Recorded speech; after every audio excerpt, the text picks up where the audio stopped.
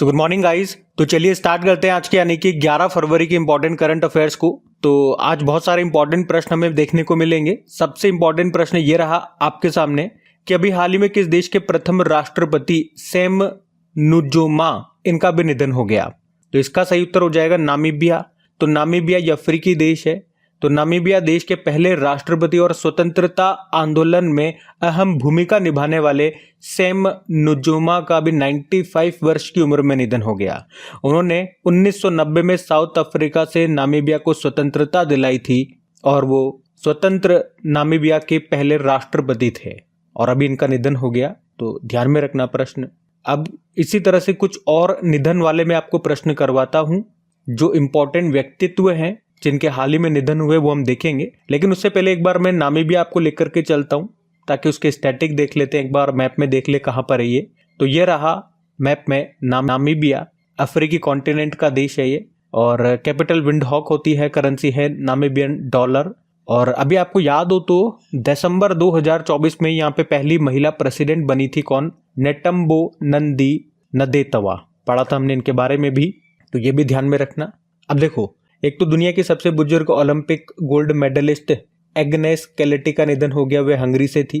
फ्रांसीसी भारतीय संस्कृत विद्वान डॉक्टर पियरे सिल्वेन का भी निधन हो गया। 2024 में पद्मश्री मिला था। पूर्व मुख्य वैज्ञानिक सलाहकार डॉक्टर आर चिदम्बरम का निधन हो गया। 1999 में पद्म विभूषण मिला था। वर्तमान में याद रखना हमारे मुख्य वैज्ञानिक सलाहकार कौन है? अजय कुमार सूद है। दुनिया की सबसे बुजुर्ग महिला या बुजुर्ग व्यक्ति अगर बोलोगे तो वो जापानी टोमिको इट्टुका थी। 116 वर्ष उम्र थी, इनका निधन हो गया। दुनिया के सबसे बुजुर्ग पुरुष व्यक्ति का भी निधन हो गया। जॉन टेनिसवुड नाम है, ब्रिटिश व्यक्ति थे। 112 वर्ष उम्र थी। Doctor KM. चेरियन हृदय रोग विशेषज्ञ थे। 1975 में भारत की पहली सफल कोरोनरी धमनी बाईपास सर्जरी इन्होंने की थी। इनका भी अभी निधन हो गया। तो आज तो मैंने आपको 2025 में ये कुछ इंपॉर्टेंट नाम थे इनके अभी निधन हुए, वो आपको रिवाइज करवाए, इनको ध्यान में रखना। अगला प्रश्न हम देखते हैं। फिर अगले में पूछ रहे हैं अभी हाल ही में अंतर्राष्ट्रीय मृगी दिवस ये कब मनाया गया? तो आंसर होगा 10 फरवरी को। तो हर साल फरवरी के दूसरे सोमवार को अंतर्राष्ट्रीय मृगी दिवस के रूप में मनाया जाता है। तो इस बार ये 10 फरवरी को मनाया जा रहा है। इंग्लिश में बोलोगे तो इंटरनेशनल एपिलेप्सी डे। तो मृगी के बारे में सही तथ्यों, बेहतर उपचार और बेहतर देखभाल के बारे में जागरूकता बढ़ाने के लिए ये दिन मनाया जाता है। इस बार की थीम है माई एपिलेप्सी जर्नी। अच्छा, वैसे एक भारत में भी मृगी दिवस हम मनाते हैं, राष्ट्रीय मृगी दिवस, वो 17 नवंबर को मनाते हैं, वो भी ध्यान में रखना। वैसे अभी फरवरी में ज़्यादा कोई हमने डेज नहीं मनाए, 2-4 डेज हैं, बड़े आसानी से आप याद रख सकते हैं उनको। जैसे कि 1 फरवरी को भारतीय तटरक्षक दिवस मनाया था, इंडियन कोस्ट गार्ड डे। और 2 फरवरी को वर्ल्ड वेटलैंड डे। 4 फरवरी को वर्ल्ड कैंसर डे। 10 फरवरी को 2 दिवस और मनाए थे, विश्व दलहन दिवस, वर्ल्ड पल्सेस डे और नेशनल डी वार्मिंग डे, राष्ट्रीय कृमि मुक्ति दिवस। और आज हमने देखा इस बार 10 फरवरी को हम अंतर्राष्ट्रीय मृगी दिवस के रूप में भी मना रहे हैं। ठीक है, तो अभी तक के फरवरी में आप देखोगे 11 दिन हो गए। 11 दिन में ये 4-5 डेज हैं जो आपको ध्यान में रखने हैं, बड़े आसानी से याद रह जाएंगे। ठीक है, याद रह जाएंगे ना? तो अगले प्रश्न की ओर बढ़ते हैं। फिर अगले में पूछ रहे हैं कि फरवरी 2025 में भारत और किस देश के बीच संयुक्त सैन्य अभ्यास जिसका नाम है साइक्लोन 2025 इसका आयोजन हुआ? तो आंसर होगा मिस्र। तो एक्सरसाइज का नाम है साइक्लोन एक्सरसाइज। भारत और इजिप्ट के बीच में होता है। इस बार ये इसका तीसरा एडिशन है जो अभी 10 फरवरी को शुरू हुआ, 23 फरवरी तक चलेगा। कहाँ पर हुआ? राजस्थान के महाजन फील्ड फायरिंग रेंज में। भारत की तरफ से पैराशूट रेजिमेंट ने इसमें हिस्सा लिया है। तो साइक्लोन एक्सरसाइज याद रखना, भारत और इजिप्ट के बीच में होता है। अच्छा, वैसे 2025 में 2-4 एक्सरसाइज हम ऑलरेडी कर चुके हैं, मैं आपको वो भी रिवाइज करवा देता हूँ। उसके बाद इजिप्ट की बात हुई है तो इजिप्ट भी ले चलता हूँ। इजिप्ट की स्टैटिक देखते हैं हम। पहले ये देख लो कौन कौन सी एक्सरसाइज अभी हम कर चुके हैं 2025 में। तो डेविल स्ट्राइक का आयोजन किया था भारतीय सेना और वायुसेना ने मिल करके। लॉ पेरोस एक्सरसाइज, ये एक मल्टी लेटरल एक्सरसाइज है, बहुत सारे देशों ने हिस्सा लिया था, भारत ने भी लिया। भारत की तरफ से INS मुंबई गया था, आयोजन किया था फ्रांस ने। कहाँ पे हुआ था? ये आप कह सकते हो इंडियन ओशियन में जो स्ट्रेट्स हैं जैसे कि मलक्का, सुंडा, लोम्बेक, जलडमरू, मध्य जो स्ट्रेट्स हैं यहाँ पे हुआ था। एक्यूवेरियन एक्सरसाइज भारत और मालदीव के बीच में हुआ अभी मालदीव में। ट्रोपेक्स अभ्यास ये भारतीय सेना, भारतीय वायुसेना और भारतीय तटरक्षक बल के बीच में हुआ था हिंद महासागर में। और आज हमने देखा ये साइक्लोन एक्सरसाइज। तो इस तरह से अभी तक ये 5 एक्सरसाइज हमने पढ़ लिए हैं, तो इनको ध्यान में रखना। और जो हमारे रेगुलर स्टूडेंट्स हैं उनको पता है, और जो नए स्टूडेंट्स हैं उनको बता दूं, अब जब भी एक्सरसाइज वाला प्रश्न पूरे साल भर हम देखेंगे, मैं आपको स्टार्टिंग से ही, ये जनवरी के स्टार्टिंग से डेविल स्ट्राइक से ही बार बार रिवाइज कराऊंगा। तो इतनी बार आपको रिपीट करवा दूंगा कि आपको अलग से कोई वीडियो देखने की जरूरत नहीं पड़ेगी, अलग से कोई कंटेंट इसके लिए जानने की जरूरत नहीं पड़ेगी। यहीं पे आप सब कुछ याद कर ही लोगे, क्योंकि इतनी बार रिपीट हो जाएगा, आपकी आंखों के आगे से इतनी बार निकल जाएंगी चीजें। अगर मेरे साथ साथ बोलोगे तो आपके जवां पे ये नाम चढ़ जाएंगे कि आपको पता नहीं लगेगा यार ये चीजें मैंने याद की नहीं है अलग से टाइम लगा करके, फिर भी ये मुझे कैसे याद है। तो उसके लिए बस आपको रेगुलर रहना है, और अगर हो सके तो चीज़ों को मेरे साथ साथ बोला करो, तो आपके जवां पे ये शब्द, ये नाम चढ़ने लगेंगे। बार बार बोलने से, रिपीटेशन में ये चीज़ें याद होंगी आपको। बाकी अब बात इजिप्ट की है, तो इजिप्ट भी ले चलते हैं आपको। ये रहा मैप में इजिप्ट। कैपिटल होती है कायरा, करेंसी है इजिप्टियन पाउंड, प्रेसिडेंट है अब्देल फतेह अल सीसी। और इजिप्ट आप जानते हो नील नदी का वरदान इसको कहते हैं। साइक्लोन एक्सरसाइज हमने देखा, और अभी पिछले साल WHO ने इजिप्ट को मलेरिया मुक्त घोषित किया था, और ब्रिक्स में शामिल हुआ था ये इजिप्ट, आपको पता ही है।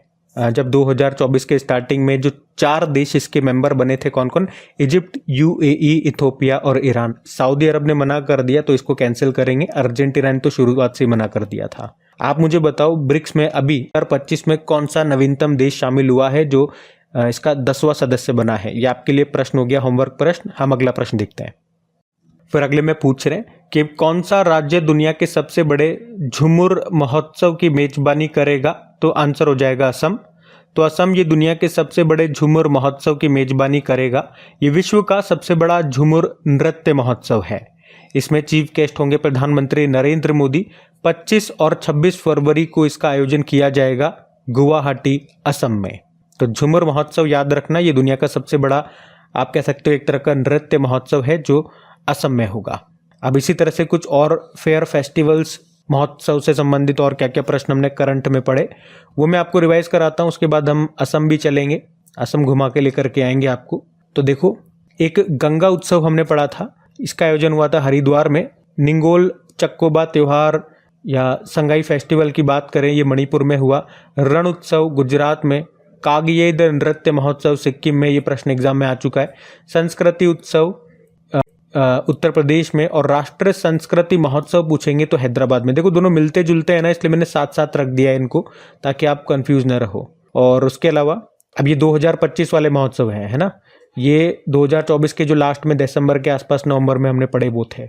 उसके बाद ग्रामीण भारत महोत्सव 2025 का आयोजन हुआ नई दिल्ली में। आदर्श वाक्य था गांव बढ़े तो देश बढ़े। मकर विलक्कू उत्सव हुआ केरल में। फ्लेमिंगो फेस्टिवल आंध्र प्रदेश में। गान नगाई महोत्सव हुआ मणिपुर में, 5 दिनों तक चलता है। किस समुदाय के द्वारा इसका आयोजन किया जाता है? जेलियान ग्रोंग समुदाय के द्वारा। ठीक है, तो ये भी ध्यान रखना। बाकी बात यहाँ पे हमने असम की थी, तो ये रहा मैप में असम। देखो, असम की कैपिटल होती है दिसपुर। मुख्यमंत्री हेमंत बिस्वा शर्मा। गवर्नर है लक्ष्मण प्रसाद आचार्य। यहाँ का राजकीय पशु एक सिंग वाला गेंडा हो गया। पक्षी हो गया व्हाइट विंग्ड वुड डक। वृक्ष है होलोंग। पुष्प है फॉक्सटेल ऑर्किड, और फल है काजी नींबू। लोक नृत्य में बिहू हो गया, बगरुम्बा हो गया, भोर हो गया। शास्त्रीय नृत्य सत्रिया है। यहाँ का त्योहार में बात करेंगे, बिहू महोत्सव हो गया, वांचुआ महोत्सव हो गया, बेखो महोत्सव हो गया। और असम का 7वां नेशनल पार्क या भारत का सबसे नवीनतम नेशनल पार्क है ये देहिंग पटकाई नेशनल पार्क। इससे पहले 6ठा बना था रायमोना नेशनल पार्क। बाकी के 5 कौन से हैं? काजीरंगा, नामेरी, मानस, डिब्रू शिखवा और औरंग नेशनल पार्क है। भारत का पहला तेल का कुआं यहीं पे खोजा गया था, डिगबोई, असम में। और भारत का सबसे लंबा पुल आपको मिलेगा भूपेन हजारिका। सबसे लंबा नदी पुल बोलो इसको, है ना, भूपेन हजारिका है, जिसे डोलो सादिया पुल भी कहते हैं। लंबाई ये 9.15 किलोमीटर की लोहित नदी पर बना है ये। कुछ करंट अफेयर्स के प्रश्न और देखें यहाँ से, तो स्वदेशी लोगों को भूमि अधिकार देने के लिए मिशन वसुंधरा 3.0 शुरू किया था। विभव तालुकदार असम से हैं। अभी IUCN का हैरी मैसेल पुरस्कार मिला इन्हें। और असम में ब्रह्मपुत्र नदी है, और इसी की सहायक नदी है कुलसी नदी। और इसी नदी में विश्व में पहली बार सैटेलाइट के द्वारा गंगा नदी डॉल्फिन की टैगिंग की गई थी। नॉर्थ ईस्ट का पहला प्राकृतिक चिकित्सा अस्पताल खुला था असम में। और डिजी यात्रा सुविधा पाने वाला नॉर्थ ईस्ट का पहला एयरपोर्ट बना गुवाहाटी का गोपीनाथ बारदोलाई अंतर्राष्ट्रीय हवाई अड्डा। नॉर्थ ईस्ट का पहला कंप्रेस्ड बायोगैस प्लांट ये असम में मिलेगा। 2027 तक असम की दूसरी राजधानी कौन सी बनेगी? डिब्रूगढ़ बनेगी, जबकि तेजपुर राज्य की सांस्कृतिक राजधानी होगी। IIT गुवाहाटी, अभी सेना ने उच्च ऊंचाई यानी कि अधिक ऊंचाई पर बांस आधारित बंकर बनाने के लिए अभी समझौता किया था IIT गुवाहाटी के साथ में। असम से ये कुछ इंपॉर्टेंट करंट अफेयर्स के प्रश्न भी मैंने आपको रिवाइज करा दिए, ध्यान में रखना। अगला प्रश्न देखते हैं। फिर अगले में पूछ रहे हैं कि अभी हाल ही में लेबनान का नया प्रधानमंत्री किसे नियुक्त किया गया? तो आंसर होगा नवाब सलाम को। तो पिछले महीने जनवरी में हमने पढ़ा था कि पूर्व army chief Joseph on Lebanon के नए राष्ट्रपति बने थे। इसके बाद उन्होंने अभी नवाब सलाम को लेबनान के प्रधानमंत्री के रूप में नियुक्त कर दिया है। तो लेबनान के प्रधानमंत्री नवाब सलाम बन गए हैं। अच्छा, यहाँ पे आपका नॉलेज चेक करते हैं या चेक करते हैं कि आप कितना ध्यान से करंट अफेयर्स पढ़ते हो। और अगर डेली अगर आप करंट अफेयर्स पढ़ते हो तो आपको याद आएगा नवाब सलाम, ये नाम आप ऑलरेडी पहले भी पढ़ चुके हो। तो आप में से कौन कौन बताएंगे कहाँ पे इनका नाम आपने पढ़ा था? पिछले साल ही पढ़ा था हमने। अब देखो हो गया ना, जिसने पढ़ा होगा ध्यान से उनको फटाफट आ जाएगा। जिन्होंने पढ़ा भी होगा लेकिन रेगुलर नहीं रहे, रिवीजन नहीं करा, तो अब आपको चीज़ें याद नहीं आ रही है। तो यहाँ पे सिर्फ इतनी सी बात बता रहा हूँ, अगर चीज़ों का आप रिवाइज नहीं करोगे टाइम टू टाइम तो जो आपने टाइम लगाया, मेहनत की, चीज़ों को पढ़ा, फिर भी जब एंड टाइम पे वो आपसे पूछी जा रही है तो वो आपको याद नहीं आ रही। इसी तरह से एग्जाम में भी होता है। तो याद करो, पिछले साल इंटरनेशनल कोर्ट ऑफ जस्टिस के प्रेसिडेंट बने थे नवाब सलाम। मैंने कई बार आपको रिवाइज करवाया था, वो लेबनान से हैं, याद आ रहा होगा। इसीलिए कहता हूँ रिविजन इंपॉर्टेंट है।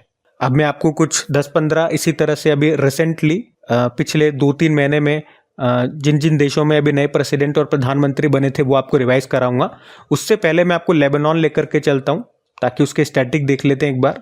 तो ये रहा मैप में लेबनान, कैपिटल होती है बैरूत, करेंसी है लेबनीज पाउंड, और हमने देखा प्रधानमंत्री नवाब सलाम हो गए और पिछले महीने यहाँ प्रेसिडेंट बने थे कौन? Joseph on. अब जैसा कि मैंने आपको कहा, मैं आपको कुछ देशों के जो भी रिसेंटली जहाँ पे प्रेसिडेंट प्राइम मिनिस्टर बने थे वो रिवाइज कराता हूँ। तो ये रहे, वो पूरी लिस्ट आपके सामने है, मेरे साथ साथ बोलिएगा। तो देखो, बेल्जियम के नए प्रधानमंत्री बने थे बार्ट डी वेबर, आयरलैंड के प्रधानमंत्री बने माइकल मार्टिन, बेलारूस के राष्ट्रपति बने अलेक्जेंडर लुकाशेंको, घाना देश के राष्ट्रपति जॉन महामा, लेबनान देश के राष्ट्रपति जोसेफ ऑन, क्रोएशिया के राष्ट्रपति जोरान मिलनोविक, फ्रांस के प्रधानमंत्री फ्रांसवा बरुआ और बोत्सवाना के राष्ट्रपति डूमा बोको, मॉरिशस के प्रधानमंत्री नवीन रामगुलाम, एशियन डेवलपमेंट बैंक के 11वें प्रेसिडेंट मसातो कांडा, वियतनाम के राष्ट्रपति लुआंग कुआंग, इंडोनेशिया के राष्ट्रपति प्रबोवो सुबियांतो, श्रीलंका के प्रधानमंत्री हरिनी अमरसूर्या, श्रीलंका के प्रेसिडेंट अनुरा कुमारा दिसानायके, अल्जीरिया के राष्ट्रपति अब्देल मजीद तेब्बोने, थाईलैंड के प्रधानमंत्री पेंटोक्टार्न शिनावात्रा, तुनिशिया के प्रधानमंत्री कामिल मद्दोरी, एस्टोनिया के प्रधानमंत्री क्रिस्टियन मिशेल और ईरान के प्रेसिडेंट मसूद पेजेस्कियान, यूके के प्राइम मिनिस्टर बने थे कीर स्टारमर। तो 20 देशों के प्रेसिडेंट और प्रधानमंत्री जो अभी बने नए वो हमने रिवाइज कर लिए, ध्यान में रखना। अगला प्रश्न देखते हैं। फिर अगले में पूछ रहे हैं कि मई 2025 में वेव्स समिट ये कहाँ पर होगी? तो आंसर होगा मुंबई में। अच्छा, आप यकीन नहीं मानोगे, ये एक ही प्रश्न मैं आपको शायद तीसरी बार पढ़ा रहा हूँ। और ऐसा क्यों पढ़ा रहा हूँ? और कमाल की बात यह है कि तीनों बार इसके आंसर अलग अलग रहे हैं। और ऐसा क्यों हुआ अभी मैं बताता हूँ आपको। पहले हम इसको थोड़ा सा बात कर लेते हैं इस प्रश्न पे।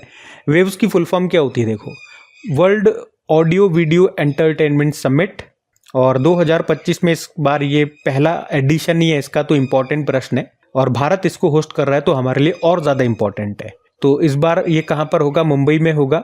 1 से लेकर 4 मई 2025 तक ये होगा। आयोजन करने का उद्देश्य देश को वैश्विक मीडिया और मनोरंजन केंद्र के रूप में स्थापित करना।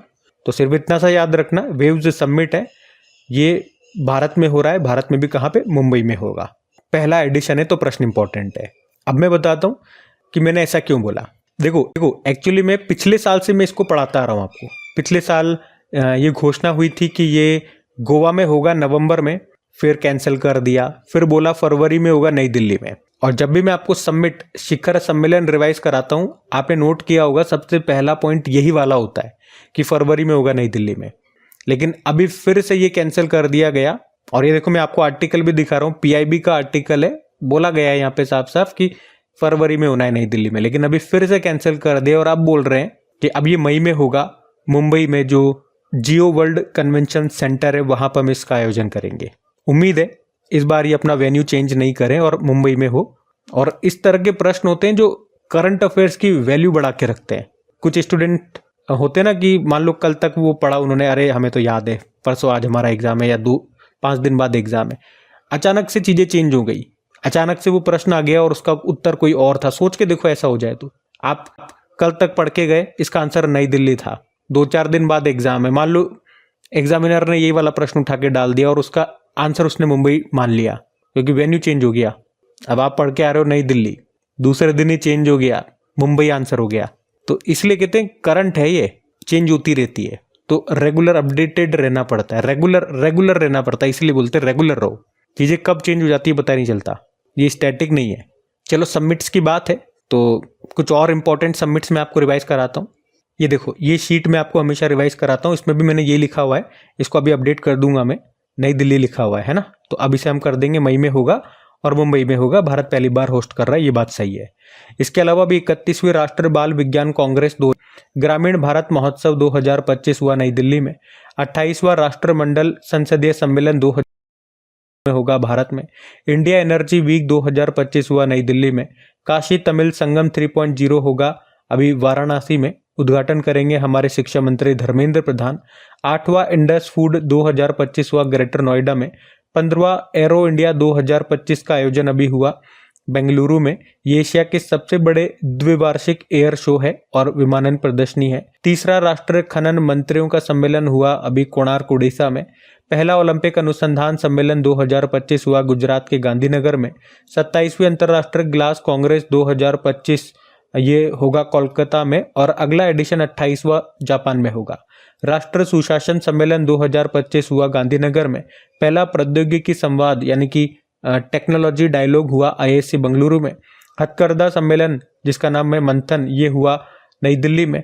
राष्ट्रीय जनजातीय स्वास्थ्य सम्मेलन हुआ अभी नई दिल्ली में। ब्रिक्स युवा उद्यमिता सम्मेलन अभी होगा भारत में होगा।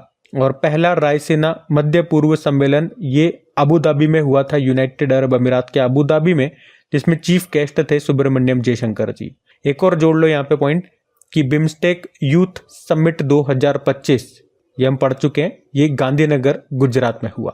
ठीक है, तो यहाँ पे 18 इंपॉर्टेंट समिट्स हमने और रिवाइज कर लिए, ध्यान में रखना सारे इंपॉर्टेंट है। अगला प्रश्न देखते हैं। फिर अगले में पूछ रहे हैं अभी विकसित गांव योजना किस राज्य सरकार द्वारा ग्राम विकास के लिए शुरू की गई योजना है? तो आंसर होगा उड़ीसा। तो अभी उड़ीसा सरकार ने ही विकसित गांव विकसित उड़ीसा नाम से एक योजना शुरू की है, जिसका उद्देश्य है उड़ीसा के गांव का संपूर्ण विकास करना। इसके लिए कुल बजट इन्होंने 5000 करोड़ रुपए रखा है 5 सालों के लिए। तो इसके तहत गांव में रोड कनेक्टिविटी, एजुकेशन, सामुदायिक संपत्ति का निर्माण, पूजा स्थल, खेल सुविधाएं और छोटी पर्यटन परियोजनाएं सहित कई सारे यहाँ पे निर्माण कार्य विकसित किए जाएंगे, जिससे गांव को डेवलप किया जाए। इनका कहना है गांव अगर डेवलप्ड होंगे ऑटोमेटिकली राज्य डेवलप्ड होगा, राज्य डेवलप्ड होगा, भारत डेवलप्ड होगा। अब बात उड़ीसा की है, तो ये रहा मैप में उड़ीसा। देखो उड़ीसा की कैपिटल होती है भुवनेश्वर। मुख्यमंत्री मोहन चरण मांझी हो गए, गवर्नर है हरिबाबू कंबमपति। यहाँ का राजकीय पशु है सांबर डियर, पक्षी है इंडियन रोलर, वृक्ष है पीपल का ट्री, पुष्प है अशोक फ्लावर। और भितरकनिका नेशनल पार्क है, यहाँ पे सिमलीपाल नेशनल पार्क है। हीराकुड बांध मिलेगा महानदी पर, इंद्रावती बांध मिलेगा इंद्रावती नदी पर। अब्दुल कलाम द्वीप, इसका पहले नाम हुआ करता था व्हीलर द्वीप, यहीं पर है। और क्लासिकल डांस यहाँ का ओडिसी होता है, क्लासिकल लैंग्वेज है उड़िया। कोणार्क सूर्य मंदिर आपको यहाँ मिलेगा, जिसे ब्लैक पैगोडा भी कहते हैं, और व्हाइट पैगोडा जगन्नाथ मंदिर को कहते हैं। कुछ यहाँ के फेस्टिवल्स हैं, जैसे कि नुआखाई महोत्सव हो गया, रजा पर्व हो गया, बाली जात्रा महोत्सव हो गया, कोणार्क नृत्य महोत्सव हो गया, छऊ महोत्सव हो गया, बोईता बंदना महोत्सव हो गया, शीतल षष्ठी पर्व हो गया, धनु जात्रा उत्सव हो गया। उसके अलावा अभी ग्रामोदय योजना यहाँ शुरू हुई थी। 5वें राष्ट्रीय जल पुरस्कार 2023 में किस राज्य को सर्वश्रेष्ठ राज्य का पुरस्कार मिला? तो उड़ीसा आंसर होगा। दूसरा नेशनल लाइट हाउस फेस्टिवल मनाया गया पूरी उड़ीसा में। उसके अलावा अभी जो 2025 में 18वां प्रवासी भारतीय दिवस का आयोजन हुआ भुवनेश्वर में, और चीफ गेस्ट जरूर याद रखना त्रिनिदाद एंड टोबैको की प्रेसिडेंट थी, नाम है क्रिस्टन कंगालू। इसके अलावा 1975 से 1977 में आपातकाल के दौरान जो लोग जेल गए थे उनको 20,000 रुपये मासिक पेंशन दी जाएगी। बेमौसम बारिश को प्राकृतिक आपदा घोषित कर दिया। शहीद माधो सिंह हाथ खर्चा योजना यहाँ शुरू हुई। और तीसरा राष्ट्रीय खनन मंत्रियों का सम्मेलन ये 2025 में हुआ अभी कोणार्क उड़ीसा में। नीति आयोग के पहले राजकोषीय स्वास्थ्य सूचकांक, ये इंपॉर्टेंट है, ये अभी 2025 आया था, मतलब ये सूचकांक आया, इसमें याद रखना पहले स्थान पे उड़ीसा है, फिर छत्तीसगढ़, फिर गोवा है। ठीक है, तो ये सब ध्यान में रखना। अगला प्रश्न देखते हैं। फिर अगले में पूछ रहे, हाल ही में 2025 Chennai open ATP Challengers tennis प्रतियोगिता का एकल खिताब किसने जीता? तो आंसर होगा कैरियन जैक्वेट ने। यहाँ हम बात कर रहे हैं चेन्नई ओपन टेनिस टूर्नामेंट 2025 की। ये हुआ अभी कहाँ पे? तमिलनाडु में। तमिलनाडु के तुंगमबक्कम में हुआ अभी 3 से लेकर 9 फरवरी तक। और इसमें मेंस सिंगल का टाइटल जीत लिया किरियन जैक्वेट ने। ये फ्रांस के टेनिस प्लेयर हैं। इन्होंने हराया एलियास यमेर को, जो स्वीडन के टेनिस प्लेयर है। जबकि मेंस डबल की अगर हम बात करते हैं तो इसमें विजेता रही है जापान की टीम, जिसके खिलाड़ी हैं शिंटारो और काइतो। अब ये मेंस डबल का वैसे मैं आपको बताता नहीं हूँ क्योंकि एग्जाम में इतना नहीं पूछा जाता, सिंगल्स वाले ज़्यादा पूछे जाते हैं। लेकिन ये अभी इसलिए बता रहा हूँ क्योंकि इन्होंने भारतीय जोड़ी को हरा दिया है। वो भारतीय जोड़ी कौन है? रामकुमार रामनाथन और साकेत माइनेनी। अच्छा, एटीपी का मतलब क्या हो गया? एसोसिएशन ऑफ टेनिस प्रोफेशनल, जिसका मुख्यालय है लंदन यूके में। पुरुषों की जो टेनिस टूर्नामेंट होता है उनको ये आयोजित करती है। तो ये एक एटीपी टूर्नामेंट है, तो पुरुषों का होगा, है ना। यहाँ पे वुमेन सिंगल नहीं आएगा। अब आपको बात समझ में आ रही होगी। बाकी टेनिस से अभी 1-2 प्रश्न हमने देखे इस साल की बात करें तो एक तो हमने ये देखा था कि अभी सबसे ज्यादा ग्रैंड स्लैम मैच खेलने वाला का रिकॉर्ड अभी किसने बनाया? नोवाक जोकोविच ने, जो सर्बिया के प्लेयर है। और सिमोना हालेप, जो कि रोमानिया की प्लेयर है, अभी इन्होंने टेनिस से संन्यास ले लिया। कुछ समय पहले इन पे बैन भी लग गया था। उसके अलावा भी ऑस्ट्रेलियन ओपन हो चुका है, उसमें मेन सिंगल और वुमेन सिंगल याद रख लो। तो मेन सिंगल तो वही है पुराने वाले जो पिछले साल थे, जेनिक सिनर इटली से। और वुमेन सिंगल नई बनी है, नई महिला है, मतलब नई खिलाड़ी है, पहली बार हमने नाम सुना। मेडिसन कीज इनका नाम है, अमेरिकी है, याद रखना। मेडिसिन से याद रह जाएगा, दवाइयाँ, है ना, दवाइयाँ, तो बड़ा आसानी से याद रह जाएगा। ठीक है, अगला प्रश्न देखते हैं। फिर अगले में पूछ रहे, अभी हाल ही में मणिपुर के मुख्यमंत्री ने इस्तीफा दे दिया, उनका नाम क्या है? तो आंसर होगा एन बीरेन सिंह। तो अभी 9 फरवरी 2025 को मणिपुर के जो मुख्यमंत्री एन बीरेन सिंह, उन्होंने मेतेई और कुकी समुदायों के बीच लगभग 2 साल तक चली जातीय हिंसा के बाद, जब बहुत सारे लोग मारे गए, बहुत सारे लोग घायल हो गए, अब जाकर के उन्होंने इस्तीफा दिया है। क्योंकि हर तरफ से खास तौर पे जो अपोजिशन पार्टी है कांग्रेस, उन पे बहुत समय से दबाव बना रही थी और फाइनली अब जाकर के उन्होंने इस्तीफा दे दिया। ये जो हिंसा है, आपको याद होगा 2023 में मई के आसपास ये हिंसा शुरू हुई थी, जब मैतेई समुदाय के लोगों ने कहा कि अनुसूचित जनजाति का दर्जा हमें भी दिया जाना चाहिए। तो फिर इसका विरोध किया कुकी समुदायों ने। क्यों? क्योंकि उन्हें डर था कि अगर इनको ये दर्जा मिल गया तो हमें जो लाभ मिल रहे हैं वो खत्म हो जाएंगे या कम हो जाएंगे। अब बात मणिपुर की है, तो ये रहा मैप में मणिपुर।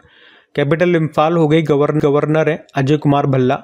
और आप जानते हो किस भारतीय राज्य को पोलो खेल का उद्गम माना जाना है? तो मणिपुर ही है। मणिपुर में लोकटक झील आपको मिलेगी, दुनिया का एकमात्र तैरता नेशनल पार्क है यहाँ पे, काबुल लामजाओ नेशनल पार्क।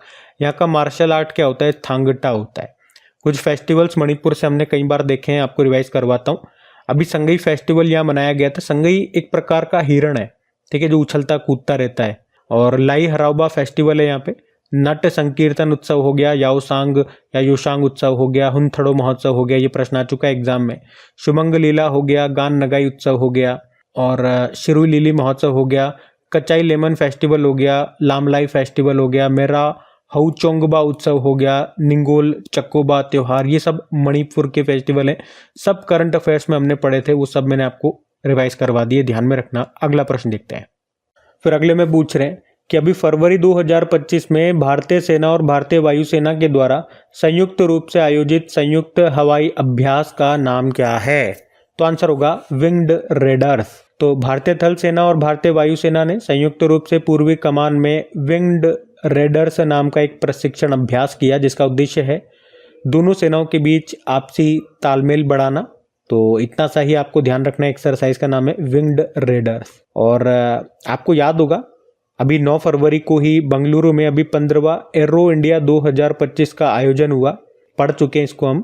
और यहाँ पे खास बात क्या रही, खास बात ये आप देख सकते हो कि हमारा जो तेजस, जो स्वदेशी हल्का लड़ाकू विमान है, लाइट कॉम्बैट एयरक्राफ्ट है, उसमें हमारे थल सेना प्रमुख उपेंद्र द्विवेदी और air chief marshal Amarpreet Singh, इन दोनों ने एक साथ उड़ान भरी है। और ये पहला मौका होगा जब किसी 2 सेना प्रमुखों ने एक साथ इसमें उड़ान भरी हो। तो ये एक पॉइंट है, न्यूज़ में है तो ध्यान रख सकते हैं आप। हाँ, बाकी ये ज़रूर याद रख लेना हमारे तीनों सेनाओं के जो प्रमुख हैं उनके नाम, क्योंकि पिछले साल ही नए बने थे। तो आर्मी चीफ उपेंद्र द्विवेदी हो गए, नेवल चीफ दिनेश कुमार त्रिपाठी हैं, air chief marshal Amarpreet Singh हैं। बाकी ये थी हमारी करंट अफेयर्स की क्लास। कमेंट करके ज़रूर बताइएगा सेशन आपको कैसा लगा। अच्छा लगा वीडियो को लाइक ज़रूर कीजिएगा, सपोर्ट ज़रूर कीजिएगा, ताकि इसी तरह से ये क्लास आपकी कंटिन्यू बनी रहे।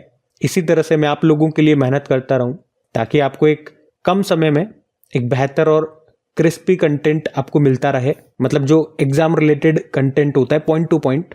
बाकी दोस्तों के साथ में स्टडी ग्रुप में शेयर ज़रूर कीजिएगा। और पीडीएफ आपको मिल जाती है अपने टेलीग्राम चैनल से, जिसका लिंक नीचे डिस्क्रिप्शन बॉक्स में गिवन है। चलो अभी कल के भी करंट अफेयर्स का हम क्विक रिवीजन कर लेते हैं, फिर हम सेशन एंड करते हैं। जनवरी का सुपर फास्ट रिवीजन वाली क्लास आ चुकी है, जिसने नहीं देखा देख लीजिएगा। जनवरी का एक बार क्विक फॉर्मेट में आप रिवाइज कर लोगे उस वीडियो के माध्यम से। और मैंने हमेशा बोला है कि कॉपी और पेन लेकर के उस वीडियो को ज़रूर लगाना, ताकि आपको ये पता लगे जो मंथ निकल चुका है, हम पढ़ चुके हैं, और आपको ऐसा लगता है कि मुझे वो आता है। तो वन लाइनर वो क्लास है, तो आप देखिएगा आपके कितने प्रश्न सही रहते हैं, कितने गलत रहते हैं। गलत नहीं होने चाहिए, फिर भी अगर कोई गलत होता है तो उन प्रश्नों को अच्छे से याद कर लेना, क्योंकि वो आपके गलत हो गए तो एग्जाम में नहीं होने चाहिए। चलो अब रिवाइज करते हैं कल का। तो कल पहला प्रश्न पूछा था विश्व दलहन दिवस कब मनाया, 10 फरवरी। फिर पूछा बीएपीएस संस्था ने दक्षिणी गोलार्ध का सबसे बड़ा हिंदू मंदिर का उद्घाटन कहाँ पे किया, साउथ अफ्रीका। भारत की पहली फेरेट रिसर्च सुविधा कहाँ शुरू हुई, हरियाणा में। और उत्तर भारत का पहला हरित हाइड्रोजन संयंत्र की आधारशिला भी रखी गई, हिमाचल प्रदेश में। चर्चा में रही बैलिस्टिक मिसाइल एतेमाद और एंटी वॉरशिप क्रूज मिसाइल गदर 380 का संबंध है ईरान से। वित्त वर्ष 2023-24 में भारतीय निर्यात का शीर्ष गंतव्य देश यूएसए रहा। और संयुक्त राष्ट्र ग्लोबल कॉम्पैक्ट पहल में कौन शामिल हो गया, जीएमआर हवाई अड्डा। उसके अलावा नेविगेशन सैटेलाइट है मित्सुबिशी 6, इसको लॉन्च किया जापान ने। चर्चा में रहा कृत्रिम सूर्य ईस्ट का संबंध है चाइना से। और चर्चा में रहा ब्लू गोस्ट मिशन का संबंध है चंद्रमा से। चलो कल का भी होमवर्क प्रश्न देखते हैं और सेशन एंड करते हैं। तो कल आपसे पूछा था भारत के प्रधानमंत्री के प्रधान सचिव के रूप में किसे पुनः नियुक्त किया गया था, तो आंसर होगा इसका पीके मिश्रा। वैसे कल आप में से बहुत कम स्टूडेंट्स थे जिन्होंने इसका सही उत्तर दिया। देखो ये लास्ट में जो होमवर्क प्रश्न मैं आपसे पूछता हूँ ना, तो प्रीवियस डे का, जस्ट प्रीवियस डे का मैं नहीं पूछता हूँ, क्योंकि उससे कोई मतलब नहीं है। कल वाली क्लास का मैं आपको रिवीजन ही करा रहा हूँ, और कल का ही मैं आपसे प्रश्न पूछ लूंगा तो फॉर्मेलिटी कोई मतलब नहीं है। तो मैं भाई एक ही तो प्रश्न पूछना है, तो पिछले 1 साल के अंदर अंदर का मैं कोई भी प्रश्न उठा के रेंडमली आपसे पूछता हूँ, तो ये उत्तर आपको देना होता है। तो ये उत्तर दिया करो, नहीं आता तो सर्च करके दिया करो, ताकि चीज़ें आपको याद रहे। अब देखो प्रश्न पूछा, आपको याद नहीं था, तो याद होना चाहिए था ना। आपको क्या लगता है अगर ये प्रश्न इस तरह का प्रश्न आ जाए एग्जाम में तो फिर क्या होगा? कोई बात नहीं। अब ये रहा आज के लिए आपका होमवर्क प्रश्न, उत्तर दीजिए इसका।